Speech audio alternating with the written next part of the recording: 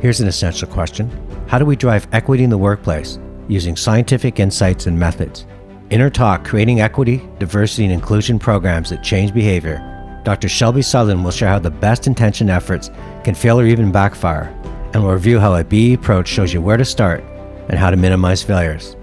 Shelbie is an associate at BEworks and passionate about sharing the science of equity, diversity, and inclusion with leaders. Shelbie is a development scientist who has studied the origins and stability of cognitive biases, including how we think about people in groups. She holds a PhD in development psychology from the University of Illinois and was a Banting postdoctoral fellow at the University of Toronto. She has used her expertise to help companies and governments around the world apply the science of behavior change to create more equitable policies and programs. Please welcome Dr. Shelbie Sutherland. Equity, diversity, and inclusion. People don't have great reactions to these terms. These terms make people feel anxious, overwhelmed, exhausted. And yes, it is a complex challenge, but there's an approach that can help us make much needed progress. Behavioral science gives us that approach. So far with the typical approaches, we've been missing the mark. It's not just about making sure we have enough people of particular genders or race. It's not about making sure that everyone goes through diversity training. It's not just about removing the names from resumes or developing algorithms to scan applications. Today I'm going to talk about the typical approaches that aren't doing enough, and then I'll outline steps on how to take a behavioral science approach. I'm going to talk about 3 typical approaches, but there's one main takeaway. We need to recognize that bias can exist in solutions that are meant to de-bias. The first typical approach that I want to talk about is diversity training or de-bias training. Evidence suggests that it doesn't facilitate change. Maybe it's not a problem with diversity training in general.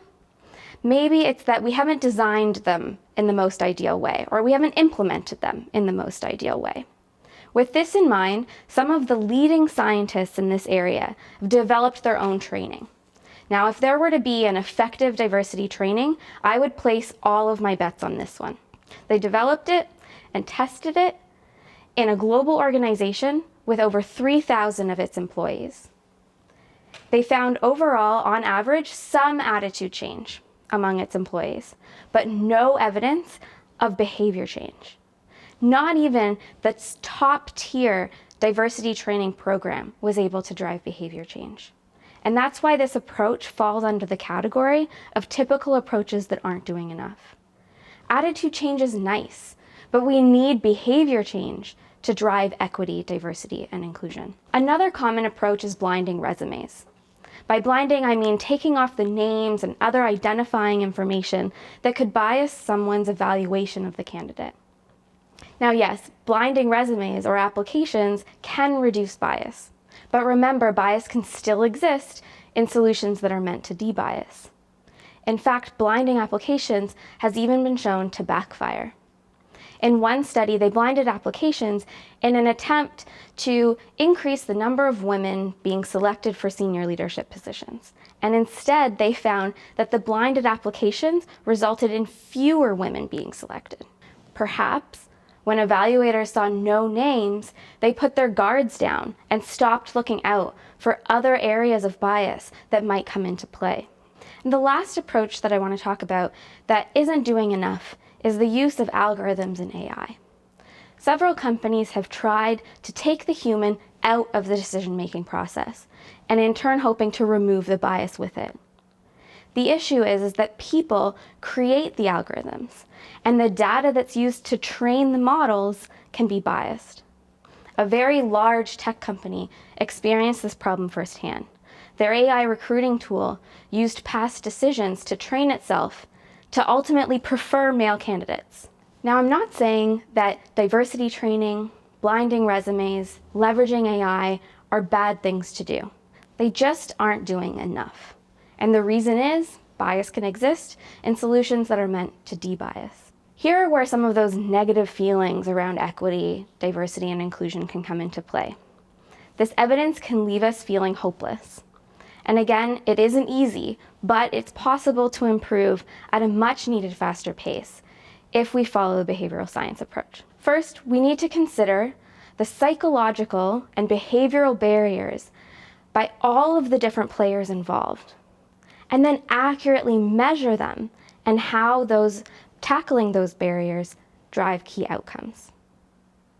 Then we can use this information to develop behavior-based strategies.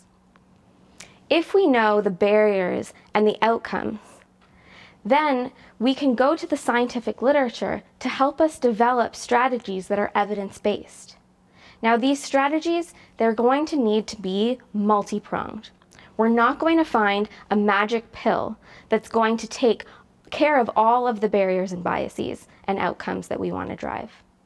Different groups may need different approaches, so we need to think about strategy development as having multiple prongs, multiple stages, coming at the challenge from different directions. And then we need to conduct scientifically rigorous experiments in your particular context. Strategies that have worked in one context might backfire in another. Through experimentation, we can also learn what parts of the different strategies are working and why. This helps you know which parts of the strategies are worth scaling up and which can be left behind. Now, if this is the goal, where do we start? We start with data-driven diagnostics. This data-driven diagnostics needs to be done across the different stages of the life cycle of an employee, starting with applications, moving into evaluating and hiring, then to people management and retention, and then promotion. Starting with applications, figure out who's applying, or more importantly, who's not applying. Are there biases in how applicants see their fit with the job? Certain language in job ads and requirements can dissuade underrepresented individuals. Language that suggests that jobs require genius or brilliance or an it factor have been shown to dissuade underrepresented individuals from applying. In fact, research shows that this effect is so ingrained, children as young as 6 will choose not to engage in activities with this given language.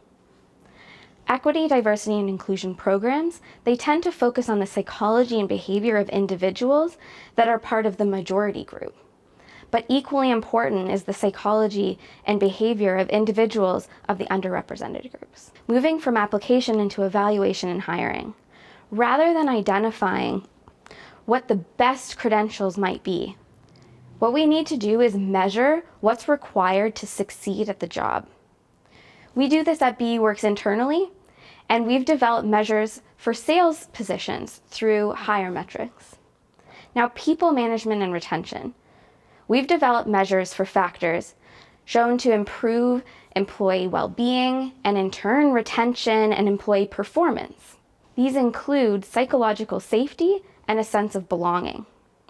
This diagnostic tool that we've developed can be used to apply data-driven diagnostics for current employees.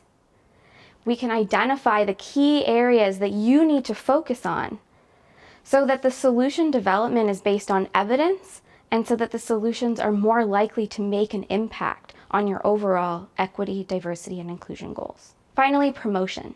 Again, all I want to say here is measure what's required to succeed at the job. Now, coming back, data-driven diagnostics overall. Doing this across the employee life cycle is key. To do this, you need to accurately measure the barriers and your ultimate goals and outcomes.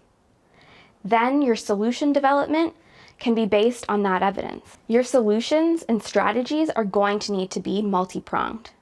Your diagnosed challenges are not going to be addressed by a magic pill because bias can exist in solutions that are meant to de-bias.